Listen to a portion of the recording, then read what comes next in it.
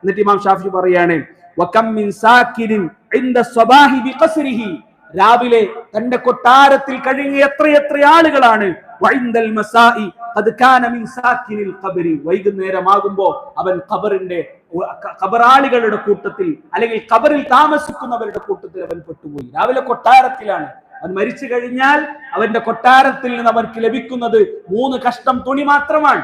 അല്ലെങ്കിൽ ആ തുണിയിൽ തേക്കാനുള്ള അത്തറും ആ തുണിയിൽ അലങ്കരിക്കാനുള്ള എന്തെങ്കിലും ഉണ്ടെങ്കിൽ അത് മാത്രമാണ് അവന് ലഭിക്കുന്നത്. അവനെ കൊണ്ടുപോയി ഖബറിൽ വെച്ചാൽ വൈകുന്നേരമാകുമ്പോൾ അവന്റെ ഖബറിന്റെ ആളുകളാണ്.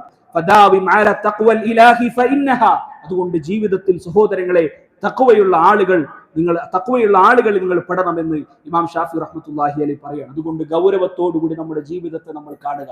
നമ്മുടെ സുഹൃത്തുക്കൾ, നമ്മളുമായി ബന്ധപ്പെട്ടവർ, നമ്മളെ തിന്മകളിലേക്ക് പ്രേരിപ്പിക്കുന്ന ആളുകൾ, അതിനൊക്കെ ഒരു പരിധിയുണ്ട്, അതിനൊക്കെ ഒരു സമയമുണ്ട്. അതിനെ ഗൗരവത്തിൽ കാണുക.